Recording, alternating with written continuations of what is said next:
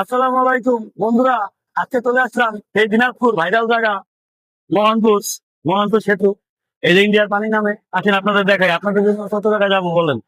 তারপরে আপনাদের ভালোবাসা পাই না, ওই ছোট্ট ভাইকে যদি একটু ভালোবাসছেন তাহলে খুশি হয়ে যাও। এই আসি আইনি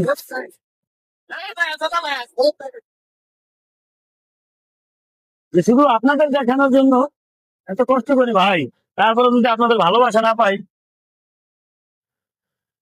তো। আমরা আজকে চলে আসছি বলতে বলতে সেই মোহনপুর। বাবা, পানির কি স্রোত দেখেন, দাঁড়ানো যায় না, ঠেলে আরেক দিকে নিয়ে যায়। তো মানুষজন এখানে দূর দূরান্ত থেকে ঘুরতে আসে, তো আমরা আসলাম আপনাদের জন্য, শুধু আপনাদের দেখানোর জন্য। আসো সামনে আসো। তো দেখেন এখানে এখন এখন হচ্ছে ঢাল ঢাল সিজন, সবাই জানেন। কারণ এখন শীতকাল, শীতকালে পানি থাকে না নদীতে, সব নদী শুকিয়ে যায়। তো আর এটা বর্ষাকালে আপনার পানি ওঠে প্রায় আরো এখান থেকে 4-5 হাত উপরে। এখানে মানুষ নামবে তো দূরের কথা, উপর থেকে দেখলেও ভয় করে। তো আজকে আমাদের কি একটা কপাল কপাল, আমরা এমন দিনে আসছি। এখান থেকে তো প্রত্যেক সপ্তাহে, প্রত্যেক মাসে অন্তত 10 বার যাতায়াত করি। তো ওরকম সময় পাই না। তো সময় পাই না এই কারণেই আপনাদের দেখাইতে পারি না, রাত্রে যাতায়াত করি। ওই যে হচ্ছে আপনার মোহনপুর সেতু, সেতুটা তেমন একটা বড় না, কিন্তু তারপরেও এটা বিখ্যাত।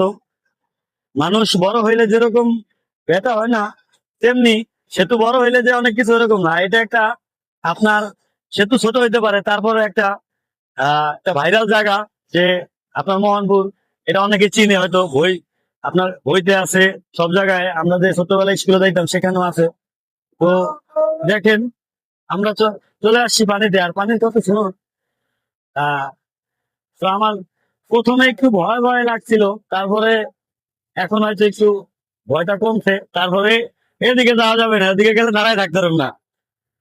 তো ভাই বিনোদ অনুরোধ যে পাও দেখা ঠেলা।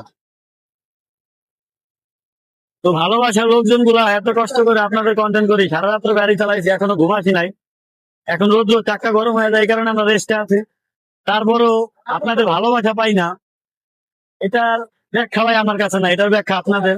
তো আমার এই ভিডিওতে কমেন্ট করে বলে যাবেন যে আমার কি সমস্যা, আমার ভিডিও কোয়ালিটি ভালো না। ভাই মধ্যবিত্ত ফ্যামিলি ছেলে আমি, তো আমাদের তো আইফোন কেনার টাকা নাই, নর্মাল একটা শেষ চালাই আমরা।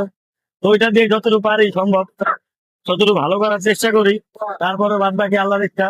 আর আপনাদের ভালোবাসা সফলতা কি ভাই, সফলতাই তো হচ্ছে আপনাদের ভালোবাসা।